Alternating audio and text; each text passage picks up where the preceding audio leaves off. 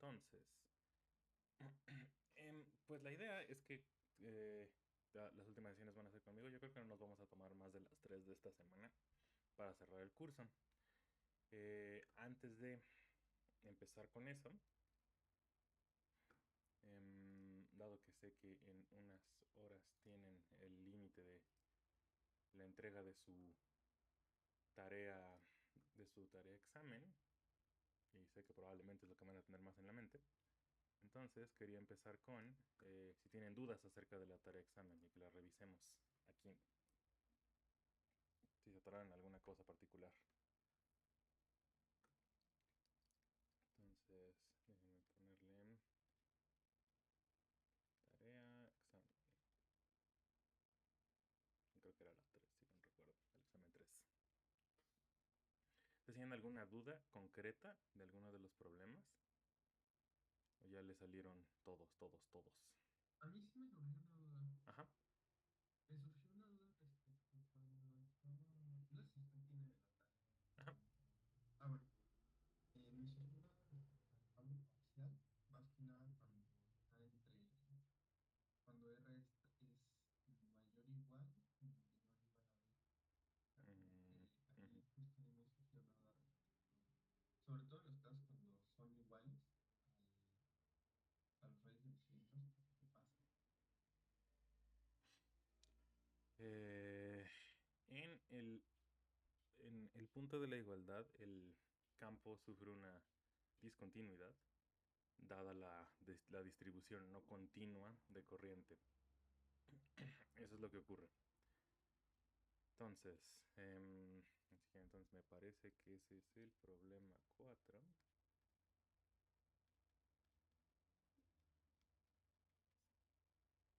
Entonces, la situación es la siguiente.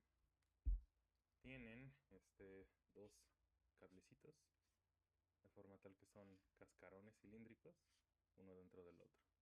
El más chiquito tiene radio A, el más grande tiene radio B, y la idea es que calculen el campo magnético en cualquiera de las tres regiones posibles, en más chiquito que A, entre A y B, y más grande que B. Estos cables son de forma tal que en los cascarones, la superficie de los cilindros, hay una corriente eléctrica, de forma tal que en uno de los dos cables corre, por ejemplo, en este sentido, y en el de arriba corre en el sentido contrario, pero es la misma intensidad de la corriente. Y la pregunta entonces es qué es lo que le pasa al campo magnético en estos dos casos. Entonces, bueno, primero, eh, pensando que nada más estuviera uno solo de los cables, ¿saben cuál es el campo magnético que debería de existir? O sea, si nada más fuera uno de ellos, si por ejemplo fuera uno de estos y este tiene nada más radio R y entonces hay una corriente que va para acá, por ejemplo, ¿cómo debería ser el campo magnético en ese caso? Pues si la superficie que le toma es mucho mayor que A, entonces sería similar al campo magnético de un cable. Exacto. De hecho, da igual, interesantemente, no necesitas irte suficiente, como que muy lejos de la fuente. De hecho, si aplican la ley de Ampère y encierran, de hecho, déjame hacer el dibujito. Creo que hacia arriba es un poco más claro cómo se ve. Si lo dibujamos así. Imagínense que el cable va así. Y ustedes ponen un sistema de referencia aquí. Si hacen eso, donde para acá es Y, creo que no se alcanza a ver en el dibujito, casi le así se ve. Entonces la idea es que pueden ustedes tomar un circuito circular alrededor del cable y aplicar la ley de Ampere ahí. Si hacen eso, lo que les queda, eh, déjenme ponerles nada más directamente la respuesta a esas dos. Verán que hay dos casos. Esto tiene radio R. El caso cuando R es más chiquito que R y el caso cuando R es más grande que R. Donde esa R minúscula es la distancia que va del centro del cilindro, de para acá, hasta cualquier punto en el plano XY. O sea, la idea es que como el cable es infinito, pues tiene simetría para arriba y para abajo en la dirección Z. Entonces el campo no puede depender de Z y tampoco puede apuntar hacia Z. Entonces, si es similar al de la corriente, al de un cable, o sea, si es la misma expresión, entonces ¿cuánto les da? Para, por ejemplo, esta región, la R chiquita más grande que R mayúscula. ¿Cuánto sería? Mu cero, Ajá, la corriente ajá, sobre 2 pi r, ¿no? exacto. Y de nuevo, no hay que hacer ninguna aproximación. Escriben la ley de Ampere aplicada a ese circuito que les dije y sale directo esto, sin ninguna aproximación. ¿Y hacia dónde va a apuntar? Suponiendo que la corriente va para acá. ¿En qué dirección va a Pues apuntar el campo magnético? en el plano XY entonces sería en un sentido antihorario. Por la regla de la mano derecha. Sí, Entonces si la corriente va para arriba, entonces el campo magnético apuntaría para acá. Entonces en base polar, esto apuntaría en la dirección del vector θ. Y si R es más chiquito que R mayúscula, la R minúscula, ¿cuánto va a dar? pues entonces no tengo carga encerrada y fuerza al campo a ser cero. Exacto. Como no hay carga, no hay corriente encerrada en un circuito más chico, en radio más chiquito, entonces esto me da cero. Ahora, como ves, no va a haber manera en la que el campo sea continuo.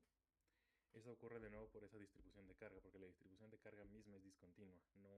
O sea, sufre ese salto entre ser cero, ser distinto de cero en esa región de grosor cero y ser cero adentro. Eso pasa cuando se tiene ese tipo de distribuciones de carga. El campo puede ser discontinuo. Ok, ya entendí. Y entonces la idea del problema es que tomen esta expresión y la apliquen a este problema.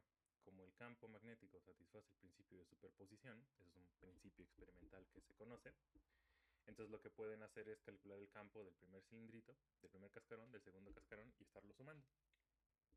Y determinarlo entonces en las tres regiones posibles. Aquí, aquí en medio y acá afuera. Otra duda que me surgió justamente ahí, Uh -huh. pero esa ya, o sea, al final como que puse la respuesta al final, pero como que no me estoy convenciendo. Y es que justamente cuando te sale de como el cable coaxial, pues, pero que uno esperaría justo porque llevan la misma carga y en sentido contrario responderían. Uh -huh. Pero me empezó a dar dudas porque pues uno, hay una cercanía diferente. O sea, si pones, si tú ves, pues sí debería de haber un campo efectivo. O sea, intuitivamente tú dirías, ah, pues debería haber un campo efectivo porque no tiene la misma distancia el primer cable coaxial, el primer cable y el segundo. Uh -huh. Pero no es si lo que estamos haciendo es como tipo una aproximación, decir, ah, bueno, sí hay, pero es tan bajo que podemos contar con cero. No es ninguna aproximación. Intuitivamente eso parecería si no estás pensando en la ley de Ampere. La ley de Ampere dice que la integral de línea del campo magnético en cualquier circuito cerrado tiene que ser igual a mu cero multiplicado por la corriente encerrada en ese circuito. Entonces, si te fijas, justo es en esa dependencia que la parte de la distancia acaba dando igual. Porque sí es cierto, aunque tú pudieras hacer un circuito aquí que encierra los dos y dirías, ah, pues es que estoy muy lejos y ese factor viene aquí, la parte de la corriente encerrada le da igual la distancia. No importa que una de las corrientes esté más lejos de tu circuito o más cerca de tu circuito, da completamente igual, porque eso cuenta aquí. Entonces es justo por este factor que pueden anularse. Vale, vale. Entonces recuerden, eh, pero esto, pues así está pasando por primera vez en Electra, es probable que les pasen algunas de sus siguientes asignaturas. Por mucho que puedan pensar como que intuitivamente, como que su cita les indica que la respuesta va por un lado, eso de intuitivamente tiene que estar siempre amarrado en alguna ley física. En mecánica vectorial y fenómenos colectivos es ahora más como fácil porque esas leyes físicas son fácilmente comprobables con experimentos que les toman 5 segundos en su casa, no tienen que hacer ninguna cosa inusual. En electro ya no es tan fácil, necesitan, o sea, sí tienen cosas que funcionan con electricidad en su casa, pero necesitan como un ambiente controlado para poder probar todo este tipo de leyes. Y en cosas como relatividad, mecánica cuántica, física atómica, les va a pasar todavía más, pues no pueden hacer los experimentos. Entonces va a empezar un poco a chocar esta noción de intuitivo. Entonces vale la pena que se hagan a la idea de intuitivo significa ley física. Significa eso, significa entender cuál es la ley física que está rigiendo el problema que están resolviendo. Bien, ¿alguna otra pregunta? ¿Alguno de los problemitas de la tarea?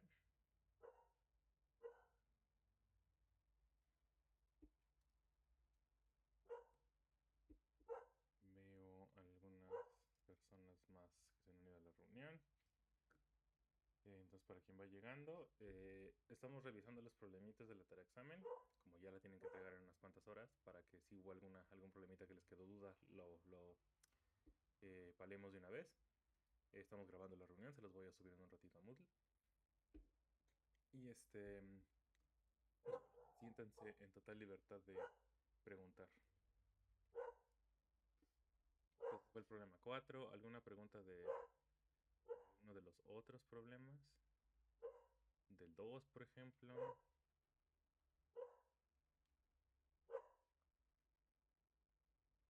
3.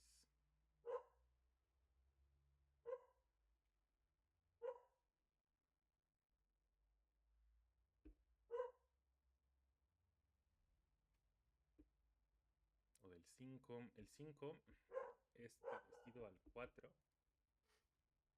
Y nada más se los menciono porque es como tiene que ver con cositas que vienen conmigo. El problema 5 es parecido al anterior, es calcular el campo magnético de una cosa cilíndrica, pero esta vez no es un cascarón hueco, esta vez es un cable sólido que tiene cierta densidad de corriente J. Y está dada por, me parece, alfa por R en esta dirección, la dirección del eje de simetría del cilindro. El cilindro tiene radio R mayúscula, o ciertos metros, me parece que se los dan. Debes calcular el campo magnético. En de la mano de lo que acabo de decirles de la corriente encerrada, aquí el punto es que calcular la corriente encerrada no va a ser tan sencillo en todos los casos, porque como la densidad de corriente no es constante, entonces tienen que hacer el cálculo de la J. O sea, recuerden, la definición de la corriente encerrada es la integral de J multiplicada por el diferencial de área. O sea, acuérdense que cuando veíamos la relación de densidad de corriente, esto lo que hacía era medir el flujo de cuántas de las líneas de corriente de la J cruzan en la superficie de la cosa que definen ustedes para calcular el campo magnético. Esa es la única diferencia, que hay que hacer esta integral.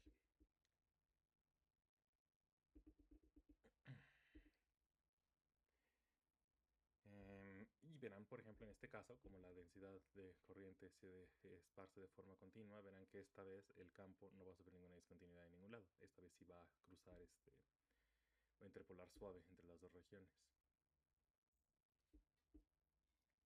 ¿Tienes ninguna pregunta de la tarea? Para pasar entonces ahora sí al tema. Ajá. Ya de eso. Cuando te dicen el problema, o sea, el problema es encontrar el campo magnético en todo el punto. Lo que me tomé era en todo el punto fuera el tiro, pero también lo tengo que hacer dentro. Exactamente. Para hacerlo rápido. Sí, por eso les decía la parte de la integral. O sea, cuando es todo punto en el espacio, es literal todo punto en el espacio. O sea, hay campo magnético también aquí adentro.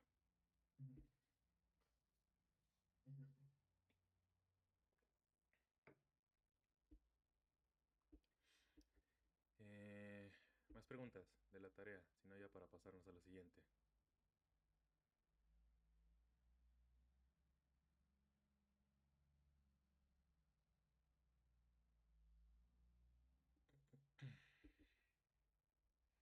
Entonces, ninguna.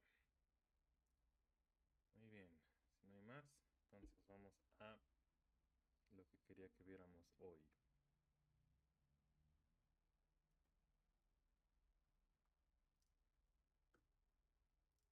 Entonces déjame borrar acá y acá. Bien, entonces llegamos a la última parte del curso. Me parece que con la doctora Mirna ya deben haber visto la ley de Faraday. Eso debe haber sido el último tema que revisaron. Y quizá alguna cosa de algunos tipos de circuitos particulares. Lo que resta es tomar todo lo que han aprendido de electromagnetismo hasta el momento y juntarlo todo. Y crear una única teoría y ver cuál es esa única teoría que engloba todos los fenómenos electromagnéticos. Y una vez que tenemos eso, ver qué predicciones podemos hacer ya una vez que está armada esa teoría. Hay muchas, la más famosa de ellas, que es en la que nos vamos a enfocar, es en las ondas electromagnéticas. Eso de las ondas electromagnéticas, seguramente ya lo saben, un caso particular de ondas electromagnéticas es la luz en el espectro visible. Entonces, los fenómenos lumínicos, la óptica, se explica a través del electromagnetismo. Fue la gran contribución de Maxwell, o la gran prueba de que la contribución de Maxwell iba por buen camino. Entonces, como tal, como vamos a reunir todo lo que han aprendido hasta ahorita, lo que vamos a hacer primero es un gran resumen de no exactamente todo lo que vieron en el curso, sino de lo que a mi parecer son los elementos más importantes para poder escribir esa teoría electromagnética. Entonces, de forma práctica, para ustedes que van a pasar los siguientes semestres, también les será muy útil tener este como panorama amplio de todo lo que aprendieron en el electro. Cada vez que me toca a mí hablar de cosas de electro en cuántica o en relatividad, siempre les pregunto, les había dicho al inicio cuando les di la primera clase, si que íbamos a ver electromagnetismo, y la respuesta siempre era un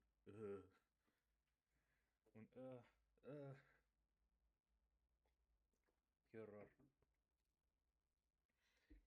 Y creo que buena parte de eso, además de que luego los cursos no salen muy bien, es al final de electro uno acaba aprendiendo tantas cosas comparado con las materias anteriores. O sea, uno acaba aprendiendo a hacer tantos tipos de cálculos, tantas integrales, tantas técnicas para calcular campos eléctricos y magnéticos dependiendo de unas simetrías u otras, que uno acaba clavándose en el detalle fino de, pues es que electro es hacer un montón de cuentas, de integrales, de geometría muy rara, cuando, aunque es cierto que es parte de la herramienta matemática que utilizamos para hacer electromagnetismo, el electro es una teoría muy intuitiva, muy experimental y muy bonita. Es fácil de entenderla de forma sin necesidad de hacer tanta cuenta, sino imaginándose la geometría de los problemas. Eh, entonces, lo que quiero hacer con este resumen es justo eso. Les voy a listar algunas de las ecuaciones que vamos a utilizar, pero más que enfocarme acuérdense que esta integral tenían que hacerla en coordenadas elípticas, oblicuas, whatever, y el elemento del área y no sé qué. No, vamos a enfocarnos en físicamente qué fue todo lo que aprendimos y qué fue lo relevante para esa descripción de la naturaleza que encontramos en el camino. Entonces, el curso lo empezaron, deben haberlo empezado seguro, con la ley de Coulomb.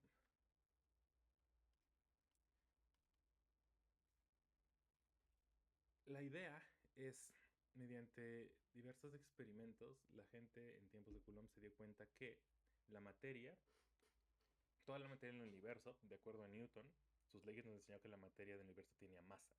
Y esa masa le permitía interactuar, por un lado, gravitacionalmente, y por otro, esa masa funcionaba como un parámetro de inercia para eh, ver cómo es que iba a reaccionar este cuerpo ante aplicación de fuerzas. Y la física se describía en esos términos. Parecía que la masa era la única cosa importante. De hecho, si lo piensan en mecánica, e incluso en fenómenos colectivos, esa es como la cantidad importante, la masa. Hay otras cantidades físicas que le pueden asignar a los sistemas más grandes. Por ejemplo, en fenómenos colectivos habrán visto presión, volumen, pero en sus elementos fundamentales todo seguía siendo masa y fuerzas. No fue sino hasta después que la gente se dio cuenta que había otra propiedad fundamental al mismo nivel que la masa. Esa propiedad fundamental era la carga eléctrica. Una propiedad intrínseca de la materia.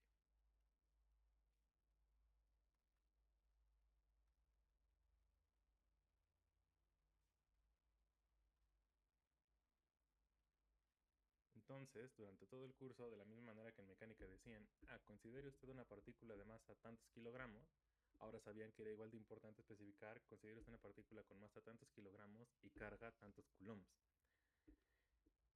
Esta carga eléctrica, similar a la masa en gravitación, le permite interactuar a la materia en función de esa carga. Esas interacciones son lo que llamamos interacciones electromagnéticas.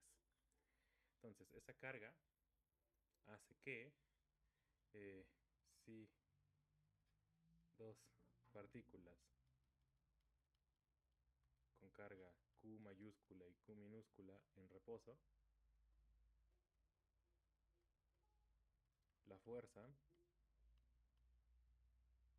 de Q minúscula sobre Q mayúscula es la ley de fuerza de Coulomb, que, como bien dice el meme, uno pensaría que Coulomb le copió la tarea a Newton porque la ley es muy parecida a la ley de gravitación universal.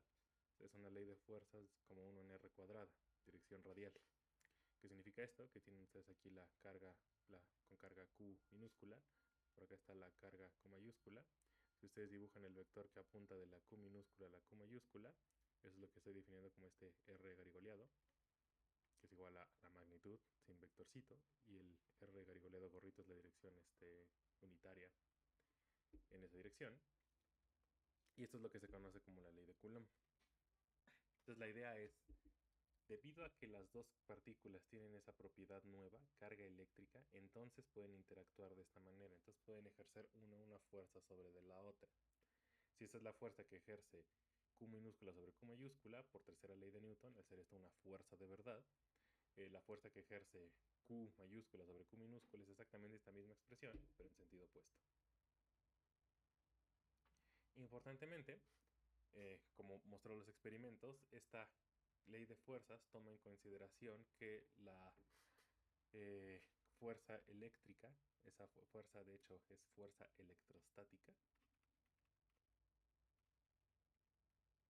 La razón del apellido es porque esto aplica cuando están en reposo. De hecho, en total generalidad es cuando Q minúscula está en reposo. Q mayúscula puede estarse moviendo y esta va a ser la fuerza que va a estar aplicando Q minúscula sobre Q mayúscula. Pero la partícula fuente, la que está generando la fuerza, tiene que estar en reposo para que esta ley de fuerza aplique. Si no, no es esta, como discutiremos más adelante.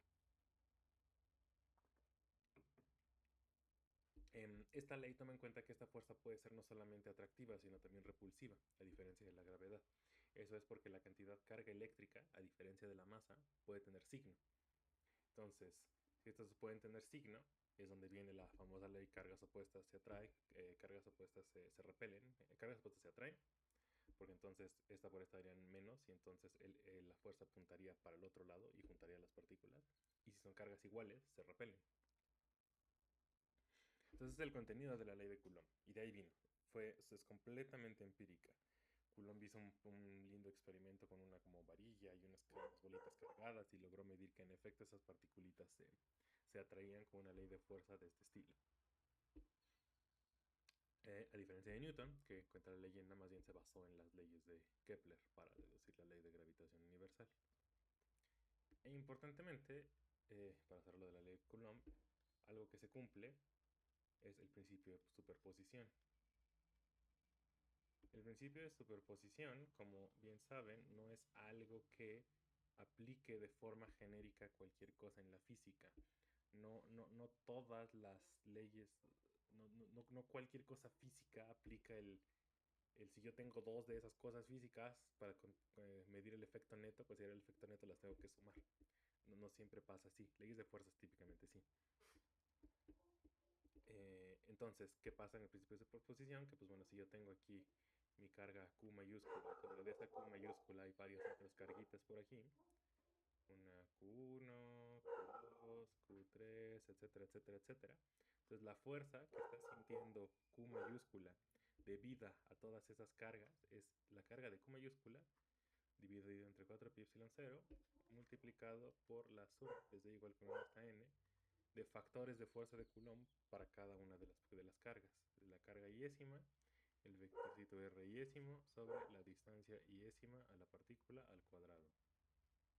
Entonces, por ejemplo, el vector que apunta de Q1 a Q mayúscula es lo que sería el R1, el que apunta de Q3 a la partícula Q mayúscula es el que sería el R3 y así sucesivamente.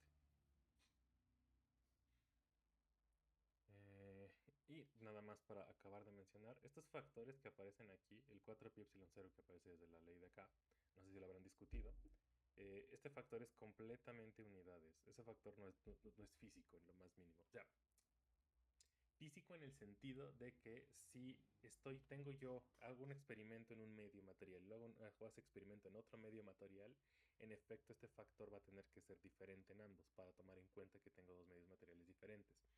Pero qué tan distinto es cuáles son los números concretos.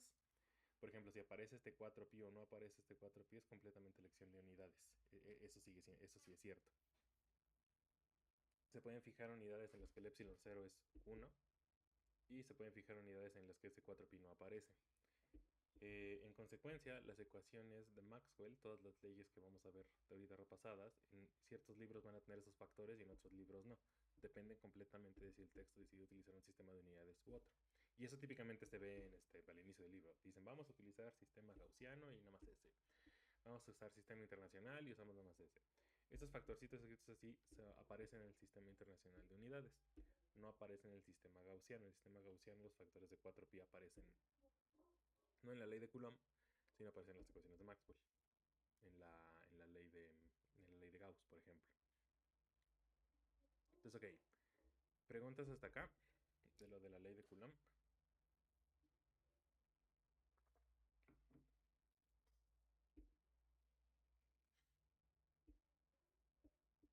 ¿Alguna pregunta?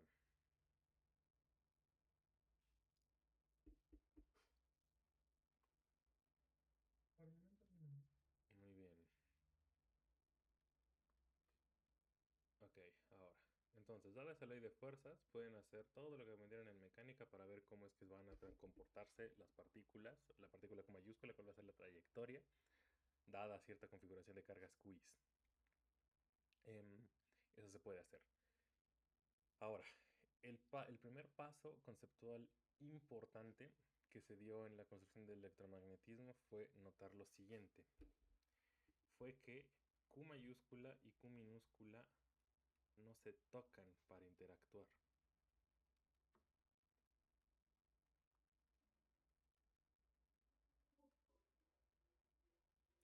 Ahora, probablemente eso no les sea extraño, dado que pues están acostumbrados a que hay interacciones que no se dan en un solo punto, que son a distancia.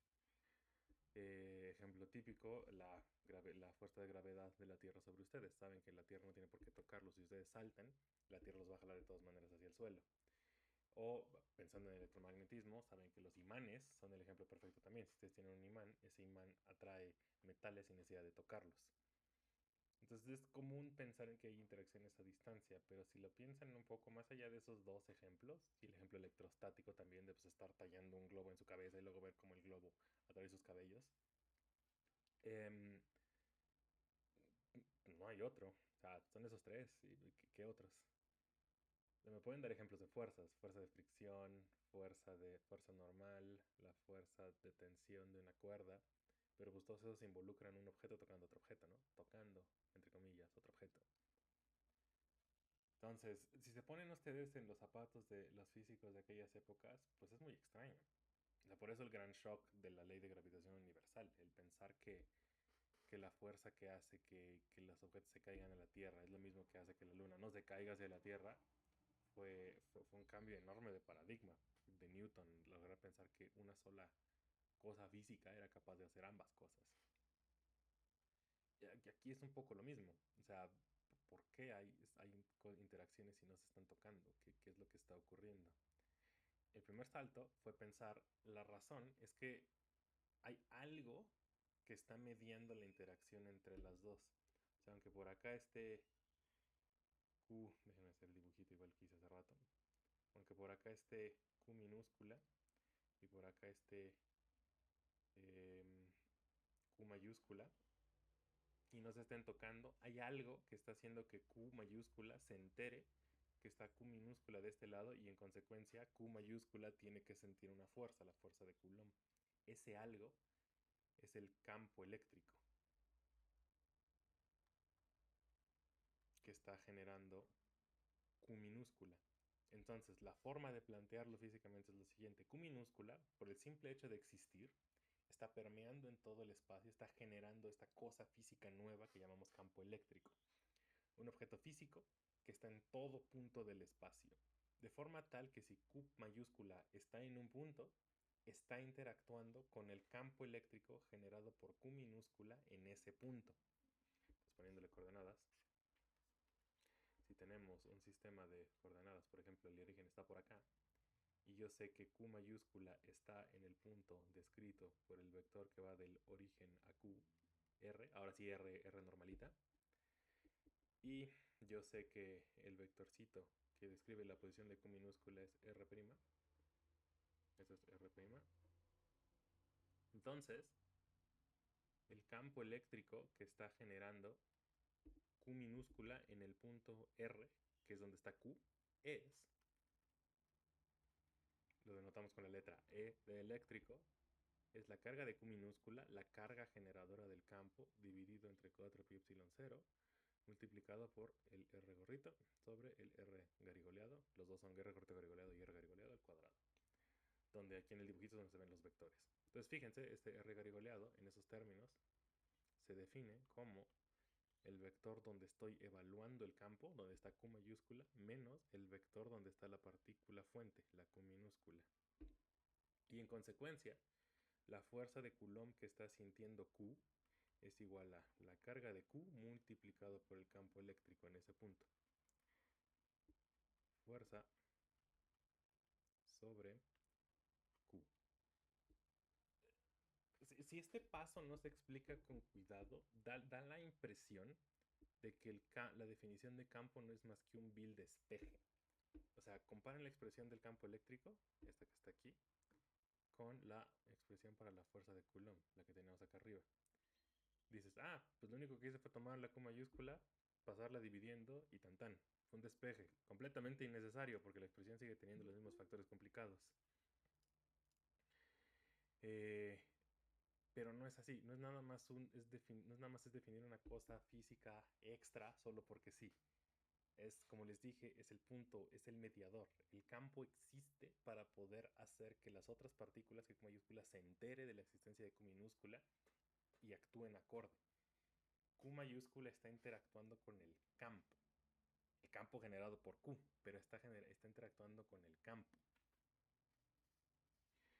E importantemente, el otro salto importante, entonces la interacción no se da con la partícula, la interacción se da con el campo. Y la otra cosa es que esta expresión para el campo eléctrico no tiene a Q mayúscula. Es decir, si yo hago el siguiente dibujo ahora, que son los dibujos que hicieron a lo largo de todo el curso para hacer las tareas, como la que les dejamos ahorita en caso del campo magnético, fíjense que todo lo que acabo de decir se sigue valiendo. El R, el R' y el R garigoleado sigue siendo cierto, aunque yo no tenga ahí a Q mayúscula.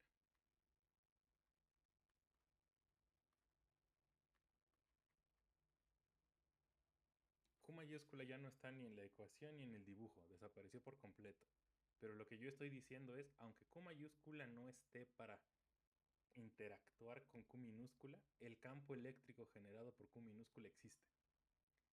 La interacción misma ahora es física, la interacción misma existe, la interacción misma tiene nombre y tiene un objeto que la describe. Ya no es los dos objetos haciendo cosas. Es esa cosa, ya no necesito dos, nada más está desaparece y está lo que está generando este único en el espacio. Es un poco como el famoso acertijo de si un árbol se cae en medio del bosque y no hay nadie para escucharlo, ¿se cayó? Más o menos, fíjense. Y la respuesta que estamos diciendo es sí. Aunque no haya nadie para medir el campo que genera Q, el campo existe. Y es físico y es real. El campo eléctrico no es un invento matemático para poder hacer cuentas y no. El campo eléctrico en la teoría electromagnética es fundamental, es real, existe, es medible. Ok, quería dar todo este choro justo porque a la hora de hacer el resumen del electromagnetismo, los campos van a estar al centro, van a estar enfrente. Y es muy importante que entendamos el porqué, que son los campos mismos los que estudiamos en electro. Entonces, dado ese choro, preguntas.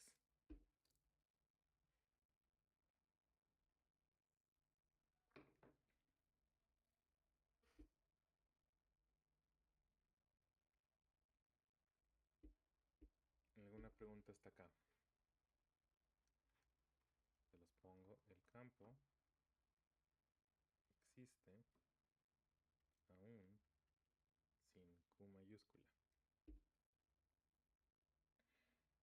Pues alguna pregunta hasta acá, en esta parte? A ver, no me preguntas en el chat. Ok. Muy bien, si esta parte quedó clara, entonces ya todo lo demás es un poco más suavecito. El campo eléctrico cumple el principio de superposición, igual que la ley de fuerzas. En consecuencia, como cumple el principio de superposición, si yo quiero calcular el campo eléctrico generado por n partículas con carga QI, Q1, Q2, Q3, etc., entonces la expresión para el campo eléctrico es simplemente sumar todos los campos eléctricos individuales de cada partícula QI. QI, RI garigoleado sobre RI garigoleado al cuadrado, y este es el vectorcito unitario. Justo el principio de superposición es lo que nos permite generalizar a una distribución de carga continua.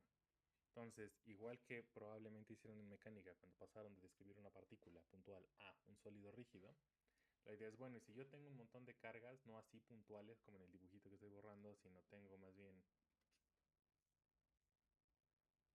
yo una distribución, no sé, alguna cosa amorfa y toda esa cosa amorfa está cargada, lo que utilizamos para describir esa cosa cargada es la densidad de carga ρ.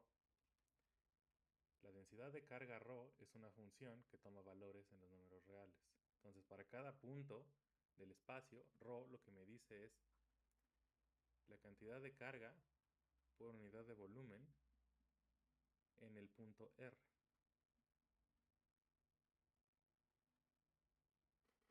De hecho, déjenme notarlo ahorita como R', porque es el que voy a utilizar en la expresión. Entonces, dado un R', yo evalúo mi densidad de carga ahí, y el número que voy a obtener, ese número va a ser Coulomb por metro cúbico, carga por unidad de volumen. La cosa entonces es que estamos permitiendo que la carga esté distribuida no nada más uniformemente. Si la carga está distribuida uniformemente, entonces la densidad de carga es una constante. Al permitir que no, estamos dejando el caso más general. Y entonces, si yo me pregunto, ok, si hay un montón de cargas distribuidas de forma continua en esa cosa, ¿cuál es el campo eléctrico que esa cosa genera?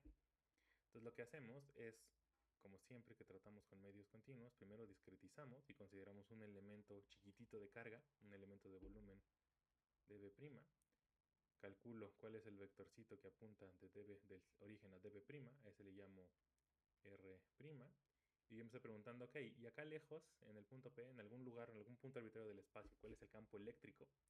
Lo que hago es entonces, me fijo en cuál es el punto, el vector R en el que está ese punto P, calculo la diferencia entre R' y R, a ese lo denoto otra vez como R caligráfico, y entonces resulta que por el principio de superposición, el campo eléctrico que genera esta cosa es por cada elemento diferencial de volumen, es esta expresión. Tomando el límite en el que esos elementos se vuelven chiquitos, esta suma tiende a una integral, y esa integral, probablemente la utilizaron al inicio del curso, es esta de aquí. 1 sobre 4 pi epsilon 0, el factor constante se mantiene, y entonces la suma tiende a ser una integral sobre el volumen del sólido de la densidad de carga evaluado en el punto R', sobre el R garigoleado al cuadrado por el R garigoleado gorro por dB'.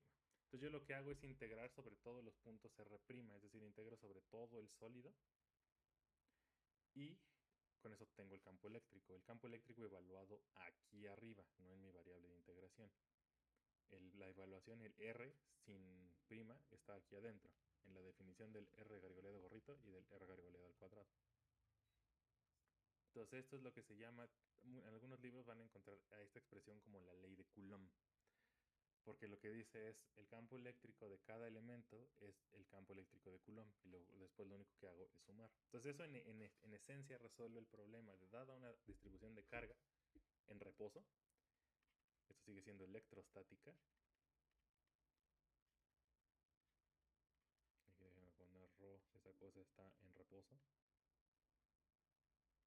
¿Cuál es el campo eléctrico que esa distribución de carga genera? Es esta integral. ¿Se puede hacer esa integral o no? Depende de qué tan difícil sea, qué tan complicado sea integrar este sólido, pero el punto es que ahí está. La respuesta formal existe. Y es única. Esta expresión, ¿la vieron en el curso? ¿Se acuerdan de ella? Sí, la vieron.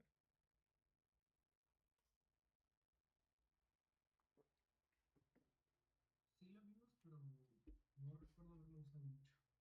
Ok. Es el tipo de cosas que harán en Electro 2 entonces. Formalmente sí quería escribirla porque de aquí es donde se sigue el otro paso importante. Entonces, recapitulando, partimos desde mecánica, fuerzas entre cosas. De ahí pasamos al concepto de campo eléctrico. La interacción misma tiene un objeto físico con el que la describimos, el campo eléctrico. Y de ahí avanzamos a tener una expresión cerrada para esa interacción, para ese campo eléctrico. Después de eso, es que nos preguntamos, ok, si este es el objeto físico, cuando un objeto tiene realidad física, en física, lo que hacemos es tratar de predecir cómo se va a comportar ese objeto físico. Caso en punto, una partícula puntual. Una partícula puntual con masa m es algo que existe físicamente. Nos preguntamos entonces, bien, ¿qué le va a pasar a esa partícula de masa m? Newton nos dijo la respuesta. Bueno, si sabes cuáles son las fuerzas que están actuando sobre esa partícula m, lo que tienes que hacer es resolver la ecuación de movimiento. La ecuación de movimiento para una partícula es la suma de fuerzas es igual a la masa de la partícula por su aceleración. Esto, como saben, es una ecuación diferencial. Yo conozco las fuerzas como función de la posición de la partícula. La aceleración es la segunda derivada de la posición de la partícula respecto al tiempo. Pueden resolver esta ecuación diferencial en general. Será difícil, será fácil, pero se puede resolver. Eso es una ecuación de movimiento. Es la ecuación que va a determinar cómo se comporta el objeto físico que estoy estudiando, dadas condiciones iniciales o condiciones de frontera, lo que sea que se necesite. Dado que la interacción eléctrica misma ya tiene un objeto físico para describirla, se llama campo eléctrico, esa interacción tiene que tener una ecuación de movimiento. Es decir, una ecuación que me diga cómo es que ese objeto físico se va a comportar, cómo es que ese campo eléctrico se va a comportar. Eso, en esencia, viene de entonces responder cuál es la ecuación que satisface esta expresión para el campo eléctrico más general. Muy bien, pues esto le decimos, si quieren, 1.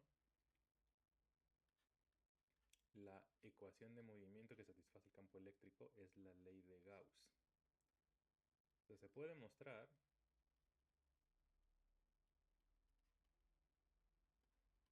que 1 cumple la siguiente ecuación diferencial.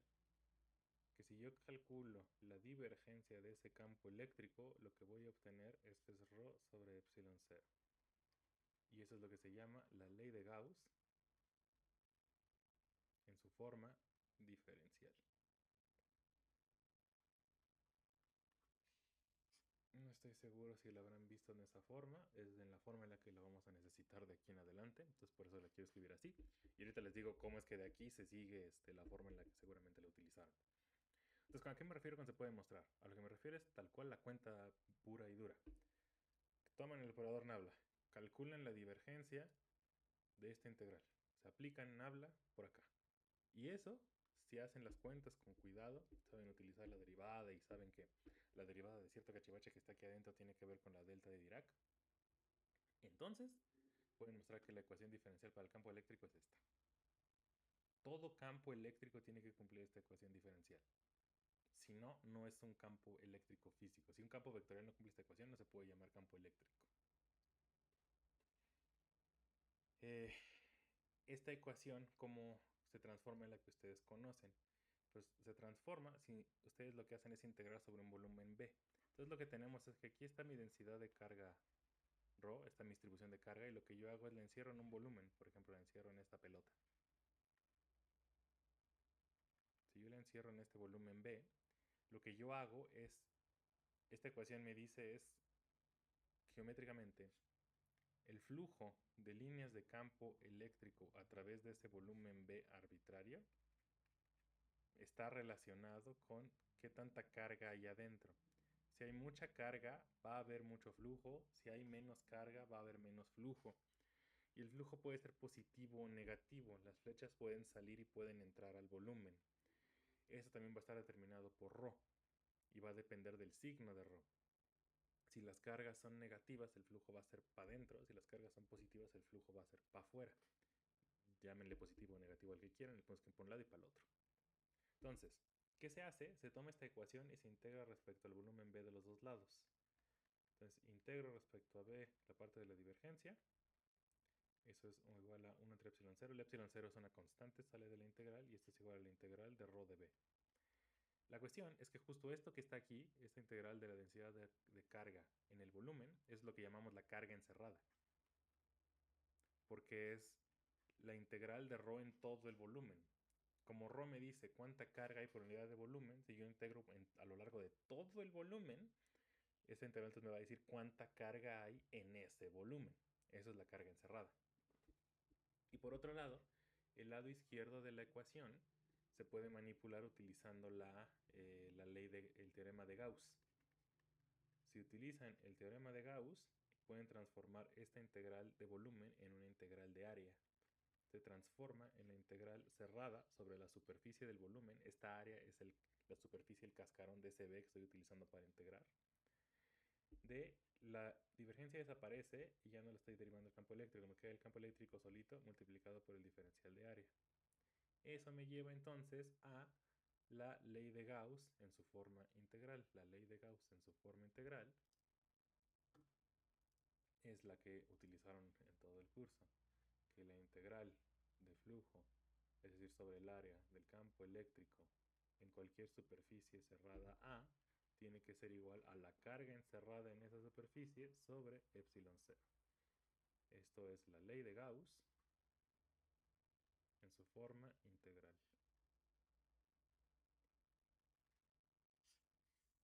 Esa es la que deben haber usado. Entonces es el resumen de la ley de Gauss. Es la ecuación que me dice cómo se va a comportar el campo eléctrico dada una distribución de cargas. Eso es la ley de Gauss. Una distribución de cargas en reposo. Preguntas hasta acá respecto a la ley de Gauss.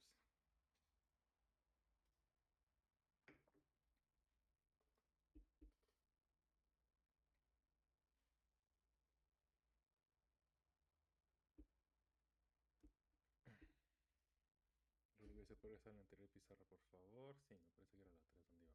Ajá, acá.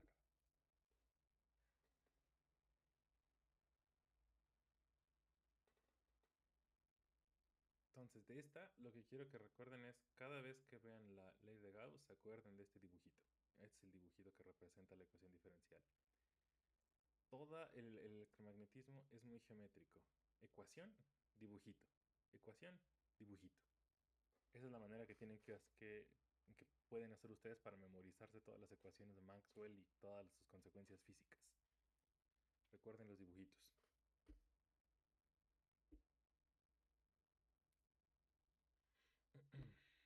Entonces, ¿alguna pregunta?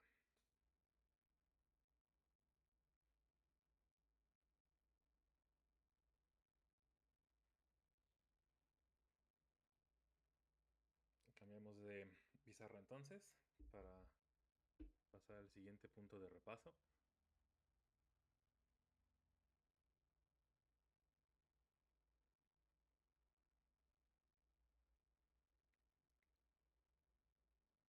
Bien.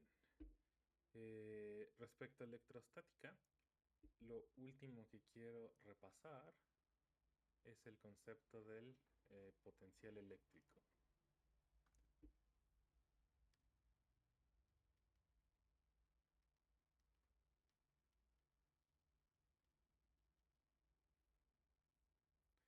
Entonces, ¿cuál es la idea del potencial? Bien, resulta que se puede mostrar, uno puede hacer también la cuenta tal como va, que 1 cumple con lo siguiente. La ecuación 1 sigue siendo la misma ecuación de hace rato. Esta. El campo eléctrico de Coulomb para cualquier distribución de carga ρ, el campo eléctrico. Si ustedes calculan de este campo eléctrico, no su divergencia, sino calculan su rotacional, lo que les va a dar, interesantemente, es que el rotacional de este campo eléctrico es exactamente igual a 0. Esto pasa en electrostática.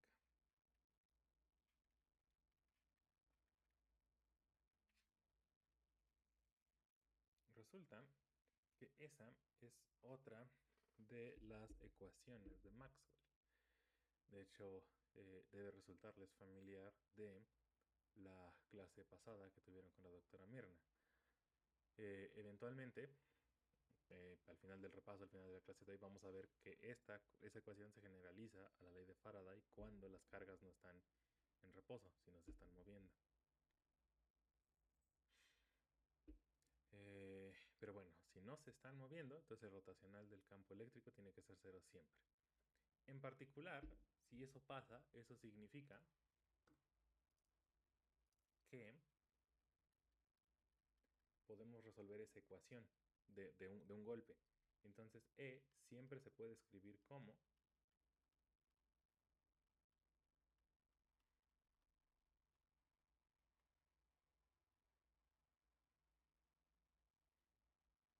menos el gradiente de un potencial, donde esta B es lo que llamamos el potencial eléctrico o potencial electrostático.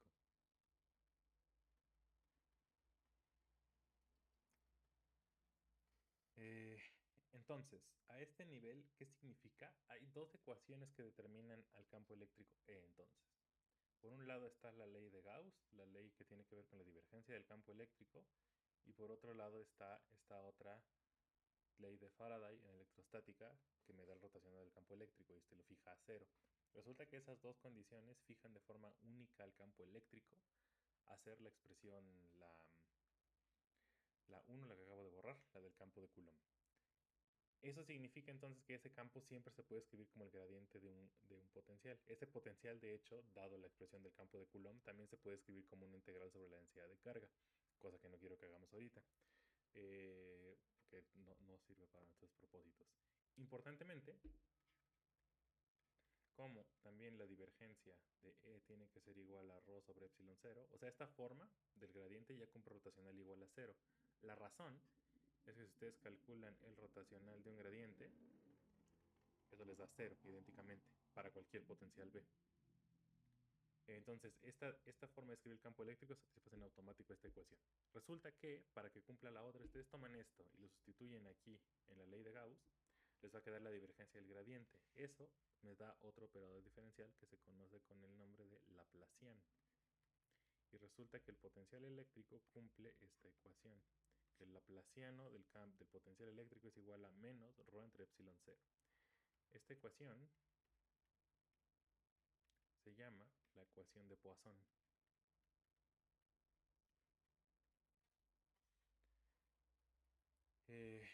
Y resolver esa ecuación es bastante más fácil que resolver ya sea o las dos ecuaciones de Maxwell por separada o calcular la integral para calcular el campo eléctrico.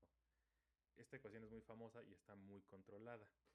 Su curso de MAF del siguiente semestre va a ser básicamente algunas cosas extras, pero básicamente aprender a resolver Laplace, que es esto igual a 0, Poisson, que es esta ecuación, la ecuación de onda, la ecuación de calor.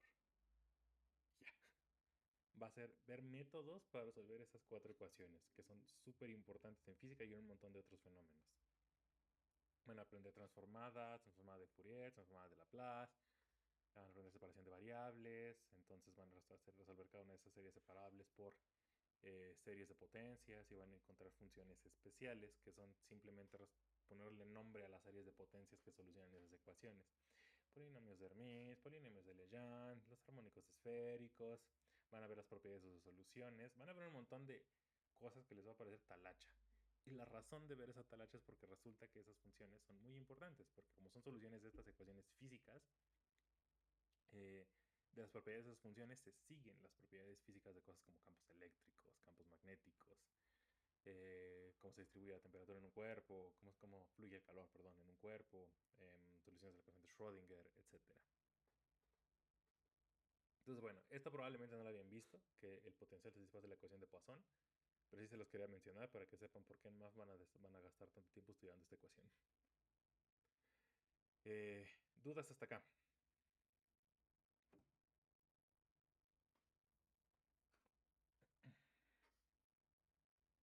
¿Duda? Tengo una duda, perdón. Sí. ¿Qué significa el alfa que pone en la ecuación de Poisson? No es un alfa. Esta cosa que está acá arriba es un 2, Creo, supongo que eso es lo que, lo que tiene cara de alfa. Es un 2 porque es como nabla al cuadrado. Esa es la notación que usamos. Y también denota que, pues, como es nabla al cuadrado, son segundas derivadas del potencial electrostático.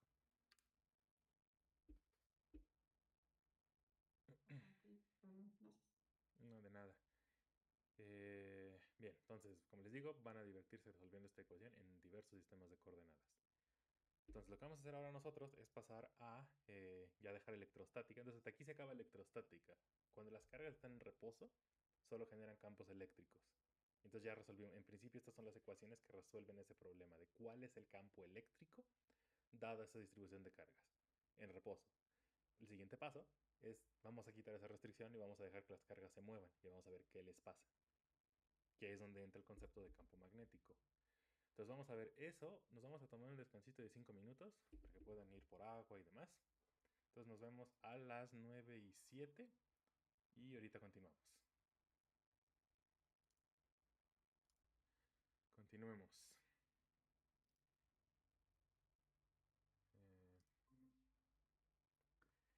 Continuemos. Les vuelvo a compartir pantalla.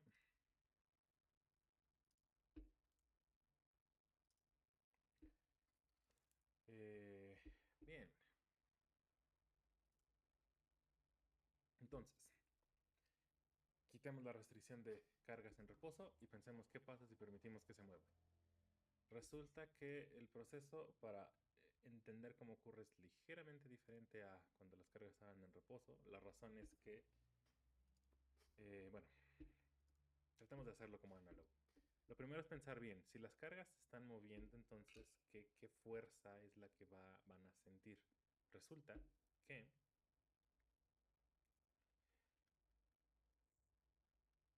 la fuerza ahora no está dada por la fuerza de Coulomb, está dada por la fuerza de Lorentz.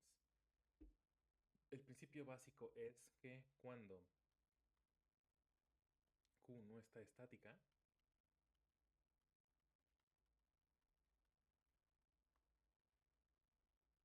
no solo genera E, no solo genera un campo eléctrico, sino que también genera un campo magnético. Y ese es el punto más importante. En toda esta última sección del curso en la que se ve campo magnético, a lo mejor se quedaron con la impresión de que una carga que se mueve ya no genera un campo eléctrico, sino genera uno magnético. Pero eso es falso. Genera los dos. La cosa es que no vimos en el curso y no saben ustedes todavía cómo calcular un campo eléctrico cuando la partícula se está moviendo. No saben hacer eso, porque no aplica la ley de Coulomb cuando la partícula se mueve. O sea, no aplica tampoco la ley de Gauss por sí sola. Tendrían que utilizar también la ley de Faraday, que es todo el punto de a lo que vamos a discutir cuando ya tengamos las cuatro ecuaciones. Solo tenganlo en mente desde ahorita. Una partícula estática solo genera un campo eléctrico, no un campo magnético. Pero una que se mueva genera los dos, no nada más un magnético, también un eléctrico. Sin embargo, en toda esta explicación vamos a ignorar el campo eléctrico. O sea, sabemos que se genera, pero vamos a ponerlo debajo de la alfombra y ahorita nos vamos a preocupar. Y solo vamos a preocuparnos del campo magnético, que es la novedad. Y vamos a regresar al, bueno, ¿y cuál es el campo eléctrico que se genera? Después. Entonces lo primero es, ok, si se genera un campo magnético, este nuevo objeto, ¿cómo lo determino? ¿Cómo es que este nuevo objeto aplica una fuerza o interactúa con cargas? Bueno, esa es la fuerza de Lorentz. Si Q se mueve en presencia de un campo magnético externo, es decir, igual que en el caso de la fuerza del campo de Coulomb, el campo eléctrico ahí estaba dado y entonces la partícula Q mayúscula nada más aparecía y sentía la fuerza, aquí lo mismo. El campo magnético ya está y la carga Q mayúscula nada más aparece ahí y pues, a ver qué le pasa. Entonces, si esa partícula Q mayúscula se mueve en presencia de B con velocidad B minúscula vector, entonces la fuerza que siente esa Q mayúscula está dada por Q mayúscula por su velocidad producto cruz el campo magnético.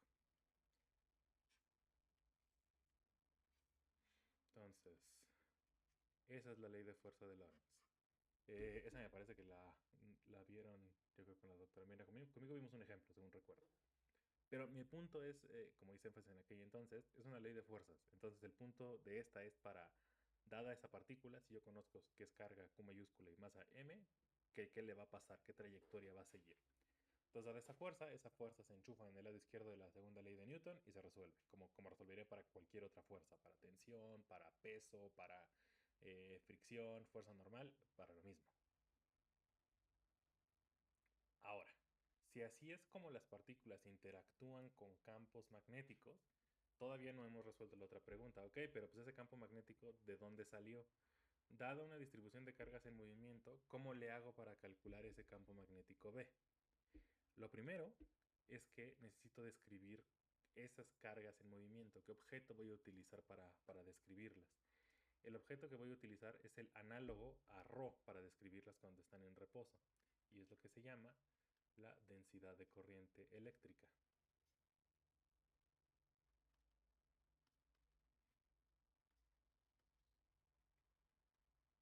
Ese sí lo discutieron conmigo. Recuerdan, la idea es que, por un lado, la corriente eléctrica, no densidad, la corriente eléctrica I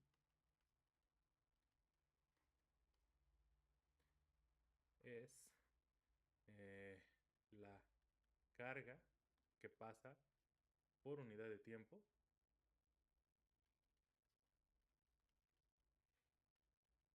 por un punto. Depende cuántos coulombs pasan por un punto dado en cierto intervalo de tiempo, en ciertos segundos. Entonces el dibujito es, pues imagínense que yo tengo una corriente en un cable y yo me fijo en el punto P. La corriente lo que me dice es, pues dado ciertos instantes de tiempo, cuánta carga pasa por aquí. Esa es la corriente I. La densidad de corriente es cuando tenemos un montón de cargas y generalizamos la idea de no nada más van en una línea, sino que son un montón de cargas y esas se van como trasladando. Imagínense como si fuera un fluido, como si fuera agua en una tubería. Eso claramente no nada más es una línea, es un volumen de agua avanzando por una tubería. La idea con la corriente es la misma. Imagínense esas cargas que van como un fluido moviéndose a través de una tubería. En ese caso, la manera de describirlo no es como que pues, cuánta corriente pasa por un punto. La mejor manera de describirlo todo, van relacionadas las dos ideas, pero la idea más general es utilizar la densidad de corriente eléctrica. La densidad de corriente eléctrica es entonces, tenemos un montón de cargas trasladándose en ese como tubo que les digo, como si fuera un fluido, y se fijan en un pequeño elemento diferencial de todo ese flujo. Se supongan que Carlos dice la diapositiva, sí. Me pongo el chat otra vez. La anterior era esta, la de la fuerza de Lorentz.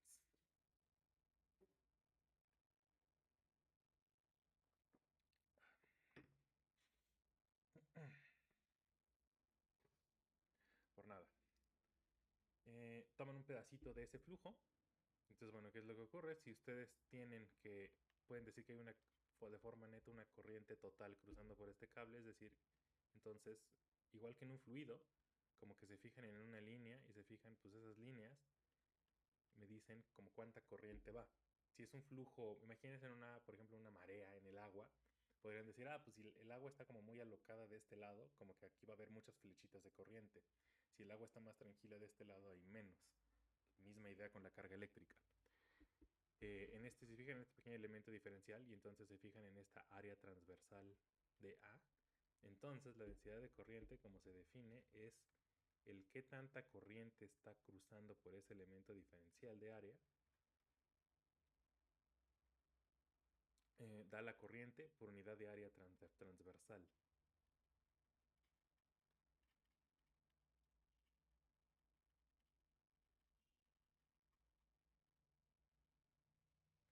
De esta creación es donde viene esta otra que les dije hace ratito para la tarea, que la carga en la corriente entonces tiene que ser igual a la integral de J por el diferencial de área.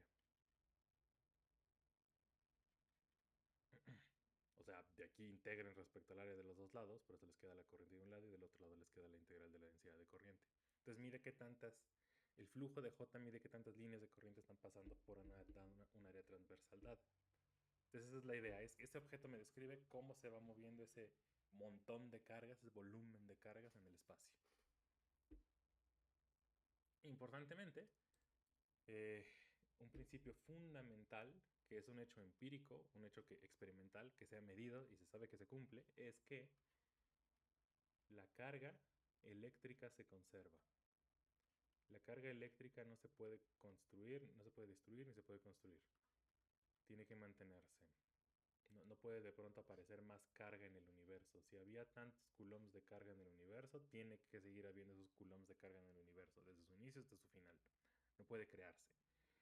Eso significa que si yo tengo un volumen B dado, por ejemplo este como pelota chueca, y dentro de ese volumen dado yo tengo una cierta densidad de carga ρ en un instante, es decir, tengo una carga encerrada Q, y yo veo que un tiempo tenía una cantidad de carga y otro tiempo veo que tengo menos carga o tengo más, no puede ser que de pronto esa carga haya hecho puff y se haya aparecido ya adentro de forma clásica. De forma clásica lo que tiene que pasar es que la carga tiene que haber entrado, tiene que haber cruzado esa frontera.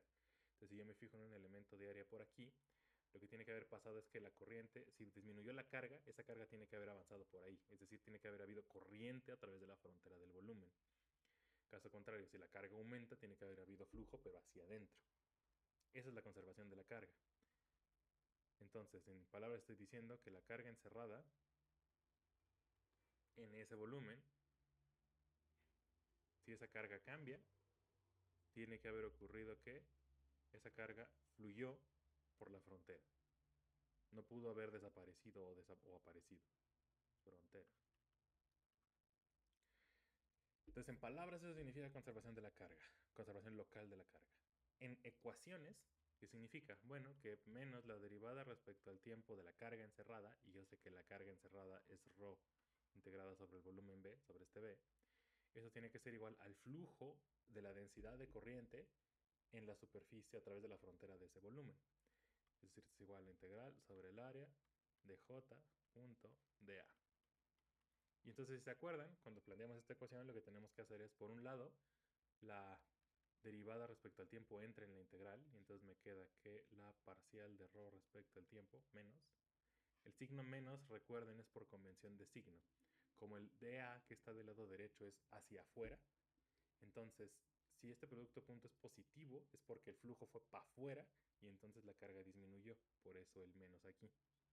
Al revés, si este producto punto es negativo, es que el flujo fue para adentro y entonces la carga aumentó. Por eso tiene que estar este signo menos para cancelar el signo menos que vendría por acá. Entonces, bueno, ese es por eso el signo menos, la convención. Entonces esto me queda integrado sobre el volumen.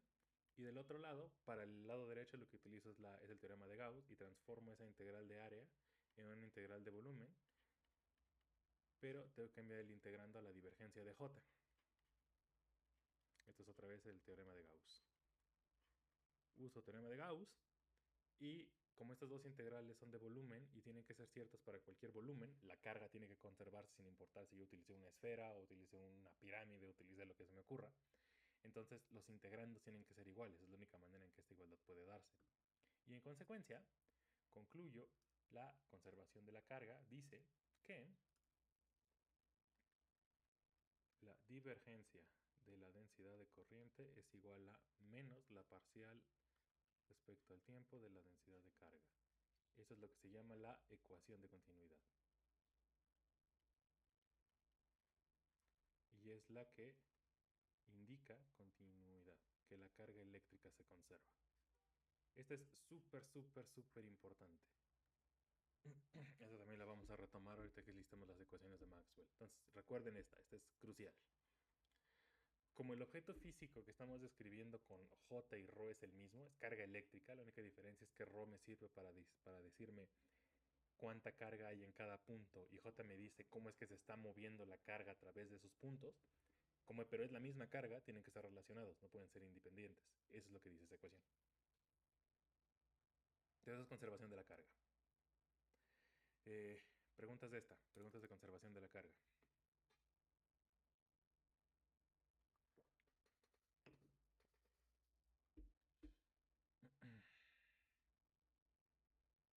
¿Alguna pregunta de conservación de la carga?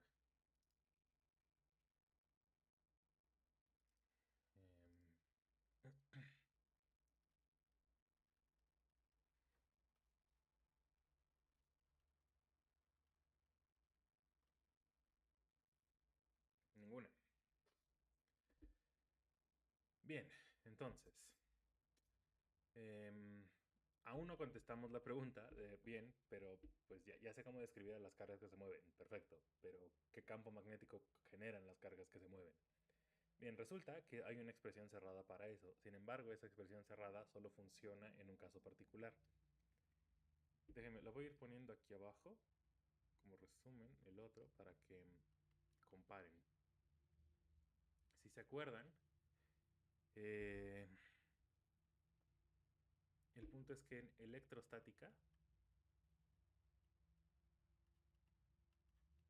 las cargas estaban en reposo. En términos de los nuevos objetos que hemos definido, electrostática significa que J es igual a cero y en consecuencia la expresión para calcular el campo eléctrico era igual a, se los voy a poner rápido, el volumen ρ evaluado en R' sobre el R goleado al cuadrado por R goleado gorro. Aquí está el 4πε0 que me faltó. Todo eso integrado sobre el volumen primado. Entonces esta es la expresión para el campo eléctrico. Siempre y cuando se cumpla esto, no hay cargas de movimiento y la corriente es cero, entonces esta es la expresión para calcular el campo eléctrico. De forma análoga tenemos la ley de Biot-Savart. Entonces esta es la ley de Coulomb, del campo eléctrico de Coulomb. Análogo a la ley de Coulomb para el campo eléctrico es la ley de Biot-Savart para el campo magnético. La ley de Biot-Savart es como la ley de Coulomb para el campo magnético. Esta me dice que en magnetostática el término magnetostática no se refiere a cargas en reposo. Cargas en reposo es electrostática. Magnetostática tiene que ver con lo que llamamos una corriente estacionaria. ¿Se acuerdan cuando platicamos eso en la clase? Una corriente estacionaria no es una corriente que no se mueve, porque pues, si no se mueve no hay corriente. Las cargas tienen que moverse para que haya una corriente. La cosa es que se mueven a velocidad constante, de forma tal que si yo tomo una foto de la corriente en un instante y la comparo con la corriente, con la foto de esa misma corriente en un instante después, las fotos son indistinguibles porque se está moviendo igual todo el tiempo. En ecuaciones, si recuerdan, la condición de magnetostática es que la derivada de ρ respecto al tiempo sea cero. Esta es la condición de magnetostática. Que las cargas tienen que cambiar, el cambio de la densidad de carga respecto al tiempo tiene que ser cero. Eso no me implica que J es cero. Por la ecuación de continuidad, esto implica que la divergencia de J es igual a cero. Entonces son dos condiciones diferentes, como ven. Magnetostática es que J no es cero, pero su divergencia lo es, y electrostática es que J completita es cero. Cuando se cumple esta condición, la condición de magnetostática, entonces el campo magnético B generado está dado por la ley de Biot-Savart. La ley de Biot-Savart es la siguiente. Entonces, la voy a escribir aquí, la voy a escribir en la otra pizarra para ver el dibujo. Ahorita la quiero pintar en esta para que vean por qué digo que es análoga a la que está a la derecha, la del campo eléctrico. Integral sobre el circuito C de DL', producto cruz el R goleado barrito sobre el R goleado al cuadrado. Esa es la ley de Biot-Savart. Entonces quiero que comparen los dos lados. Primero, en el primer renglón están las condiciones que se tienen que cumplir para las cargas, para que apliquen las expresiones, electrostática de un lado y magnetostática del otro. Y abajo está la expresión del campo. La expresión del campo es una integral sobre cómo es que está distribuido este objeto que genera el campo. Del lado derecho es una integral sobre el volumen que contiene la carga eléctrica que está generando el campo. Y del lado izquierdo es una integral sobre la corriente que está generando el campo magnético. Corriente. De hecho, la estructura, el cómo se lee la expresión es parecido. Esto deben tenerlo fresco porque es del tipo de expresiones que deben haber utilizado para la tarea anterior y para, bueno, la anterior no lo sé, pero para la tarea examen civil, los problemas sí. Seguro tienen que haber usado esto un par de veces. Es la siguiente. Entonces, esa integral, ¿cómo se lee? Se lee de la siguiente forma. Entonces, tenemos mis dos ejes, ponemos un sistema de referencia. Y respecto a ese sistema de referencia, yo tengo un circuito que está en el plano XY, por ejemplo, esta cosa de acá. O sea, no tiene por qué ser un circuito circular, puede tener la forma que quieran. Y supongan que sobre ese circuito cerrado, yo tengo una corriente I fluyendo en ese sentido, en torno al eje Z. Y yo me estoy preguntando, ok, ¿cuál es el campo magnético que se genera en el punto P?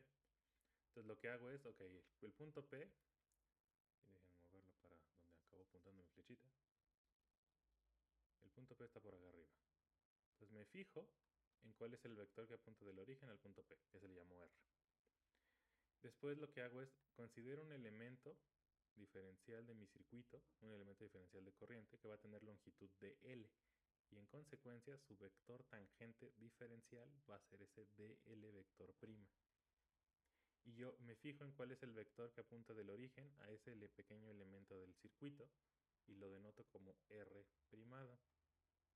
Y después me fijo en el vector que apunta del elemento del circuito al punto P en el que estoy yo evaluando mi campo magnético. Y a ese lo llamo el R garigoleado.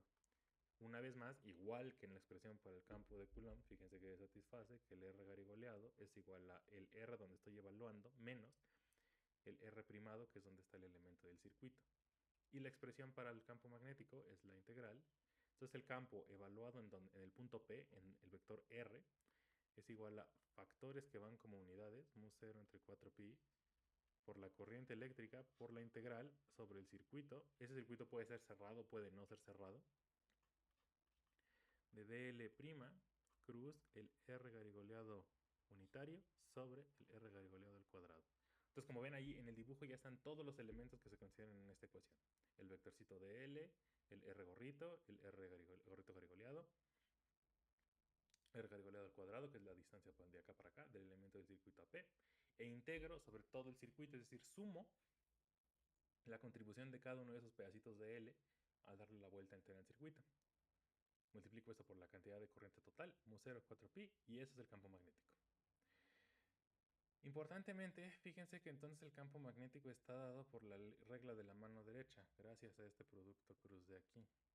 Este producto cruz es el punto, que me dice para dónde va a apuntar el campo magnético.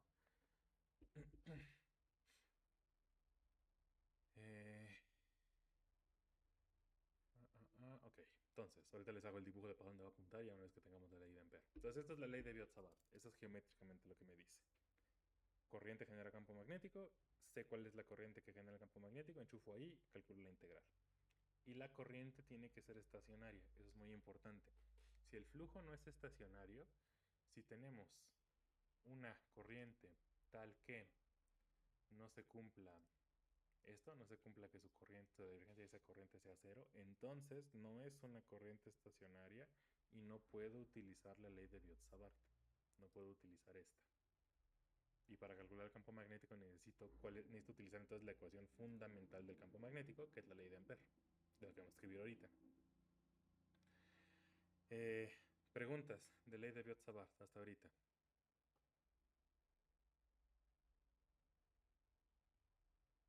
Ya casi acabamos. Ya llegamos a campo magnético y ya vamos a la mitad de magnético. Preguntas hasta acá.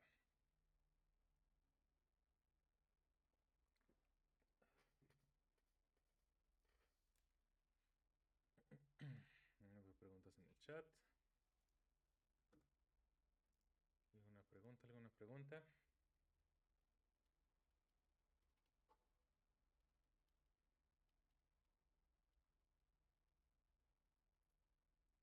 Bien, entonces en la pregunta seguimos. La ley de Ampère es la construcción que vamos a hacer ahorita de las siguientes dos ecuaciones. Va a ser la misma que hicimos, casi la misma, en Faraday, no, pero Ampère sí, que hicimos para las ecuaciones del caso electrostático. Entonces, si ustedes llaman a la ley de Biot-Savart, déjenme llamarle esta la ecuación 2, igual que para la ley de Gauss, se puede probar que 2 cumple. Si ustedes toman 2 y le aplican de los dos lados el rotacional y hacen con mucho cuidado la cuenta, una vez más hay que utilizar deltas de Dirac y calcular el producto de cruz con calma, resulta que va a quedar únicamente mu 0 por J. Esta ecuación es la ley de Ampère en su forma diferencial. Resulta que todo campo magnético va a tener que cumplir esto. Aunque la ley de Ampère salió de magnetostática, resulta que en general tiene que cumplirse esto en general, no todos los campos magnéticos cumplen esto. Falta un término que vamos a discutir después, pero en magnetostática cumplen esto. Geométricamente, ¿cómo se visualiza esta ecuación? El dibujito geométrico es este. Si ustedes tienen una densidad de corriente que está avanzando por algún cablecito, por ejemplo un cilindro, y saben que sobre ese cilindro hay una J, no tiene por qué ser uniforme, puede ser una J no uniforme, lo que me dice es que el campo magnético que se va a generar va a estar girando alrededor de la dirección de la corriente. Entonces, en este caso, el campo magnético va a estar dando vueltas alrededor de la dirección de la corriente. El sentido del giro va a estar determinado por la regla de la mano derecha, que viene aquí, en este producto cruz. Entonces, la idea es pulgar apunta para donde va corriente, cierran dedos hacia la dirección de su palma de su mano y eso me dice para dónde va el campo magnético. Por eso está dando vueltas en ese sentido en el dibujo. Entonces, B rota por regla de la mano derecha. Ahora, esa no es la ley de Ampère que utilizaron en la tarea. La ley de Ampère que utilizaron en la tarea viene de tomar esa ecuación y transformarla a su forma integral. Eso es usando la ley de el teorema de Stokes. Entonces, usando el teorema de Stokes, ¿qué es lo que ocurre? Supongan que tienen una línea de corriente, este es un caso particular de una densidad de corriente, y se fijan en un circuito C. Y sobre el circuito C definen su vector tangente al circuito y se fijan en el área que encierra ese circuito. Y definen el vector diferencial de área como el normal hacia afuera de la superficie. Entonces, en ese caso, ¿qué es lo que ocurre? Bueno, si ustedes calculan la integral sobre esta área, el área que encierra el circuito de los dos lados de la ley de Ampère, les queda la integral del rotacional de B, punto de A, calculan el flujo de líneas de ese campo, va a ser igual al mu0 por la integral sobre el área, voy a poner eso abajo para que salga en el video, va a ser igual a mu0 por la integral sobre el área de j.da. Pero ya habíamos dicho que la integral de J por una superficie A, eso es igual a la corriente encerrada en el circuito, es decir, es el flujo de líneas de corriente que está cruzando por aquí. Entonces eso por el lado derecho. Y por el lado izquierdo, por el teorema de Stokes, esta ecuación, la integral del campo magnético por el área, se puede transformar a la integral cerrada de B punto de L sobre el circuito. El teorema de Stokes dice, si yo estoy integrando un rotacional en un área, yo transformo esa integral a la integral sobre la frontera de esa área, el circuito, del campo sin derivar, el campo sin rotacional. Por lo tanto, llegamos a la ley de Ampère en su forma diferencial, que es, en su forma integral, perdón, que es que la integral cerrada, porque el circuito es cerrado, porque tiene que encerrar un área, sobre el circuito de B punto de L tiene que ser igual a mu0 por la corriente encerrada. Esto es la ley de Ampère en su forma integral. Y esta es la expresión que se puede utilizar y es mucho más fácil utilizar esta para calcular campos magnéticos en vez de la ley de Biot-Savart cuando hay simetrías. En general, esta es la ecuación que rige entonces el comportamiento de los campos electrostáticos, magnetostáticos, la ley de Ampère. Bien. De la mano de esto, para cerrar con las ecuaciones que cumple B, está la ley de Gauss magnética.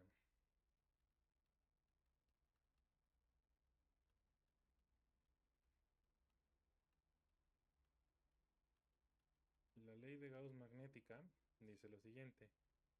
Igual que calculamos el rotacional de la divergencia del campo eléctrico de Coulomb, y pues nos salieron las dos ecuaciones que cumple el campo eléctrico, hacemos lo análogo con la ley de Biot-Savart para el campo magnético. Ya calculamos el rotacional, lo que sigue es calcular la divergencia. Se puede mostrar que el campo de Biot-Savart 2 cumple que si calculan la divergencia de los dos lados, les va a quedar que la divergencia de B es nada más y nada menos que 0. Y esta ecuación es lo que se conoce como la ley de Gauss magnética. Magnética, en su forma diferencial.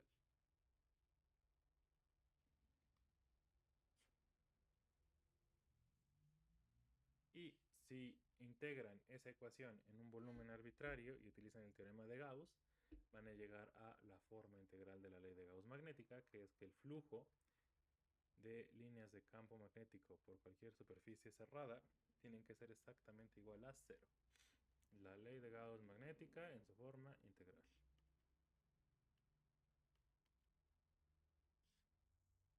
Entonces, geométricamente, ¿cómo es que recuerdan eso? Bueno, en palabras, seguramente, pues, esto lo habrán escuchado muchas veces ya lo que llevan de carrera. Esa ecuación significa que no hay monopolos magnéticos. Pero, ¿por qué? Bueno, geométricamente, lo que esa ecuación me dice es lo siguiente. Consideremos dos casos. Un caso es, imagínense que tengo un cable, pues, ya qué sé yo, un espagueti así. Y sobre ese cable yo tengo una corriente, una necesidad de corriente J. Y entonces yo me fijo en, ok, cuáles las líneas de campo encerradas en, por ejemplo, esta esfera. Si yo encierro este pedazo de cable en esta esfera, me pregunto, ¿y qué pasa con el flujo de líneas de campo magnético? Fíjense que el campo magnético, dada la ley de Ampère, les dijimos que va a estar dando vueltas alrededor de la corriente por la regla de la mano derecha. Entonces el campo magnético va a estar como que girando así alrededor del cable. Noten entonces que aquí el flujo de integral de B me da cero, pero me da cero porque este producto punto, B punto de A, es lo que es exactamente igual a cero en este caso. El vector normal del área es el que estaría apuntando para afuera, pero el campo magnético no, el campo magnético no está apuntando para afuera, está apuntando tangencial, por ejemplo en este circuito de este pedazo. Entonces por eso es que no hay flujo en un caso como este estilo. El otro ejemplo es si yo tengo un imán en barra. Si yo tengo un imán en barra, por ejemplo así, y yo encierro este otra vez en una pelota, y me pregunto, ok, ¿cuál es el flujo de campo, de líneas de campo magnético a través de la superficie de esa pelota? Sabemos que las líneas de campo magnético van a ser algo como esto, como orejas clásicas. Entonces el flujo es cero porque todo lo que está entrando está saliendo. Esta línea de campo está saliendo, pero si siguen la línea de campo, van a ver que esta lo que hace es entrar. Y entonces el flujo total se cancela. Misma idea de este lado. Esta línea está saliendo por acá, pero de este lado, después de que da toda la vuelta, entra de nuevo. Entonces por eso el flujo neto aquí también es cero.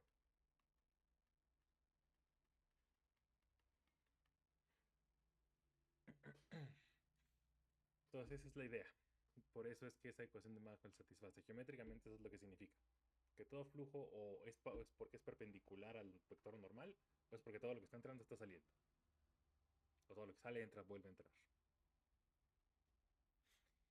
Y por último, para acabar con Ampère, con esto está lo siguiente. Esto seguramente no lo vieron, pero como a veces también se menciona como visto en algunas materias, quiero por lo menos mencionarlo una vez. Y es lo que se llama el potencial magnético. Entonces, nada más para mencionarlo súper rápido.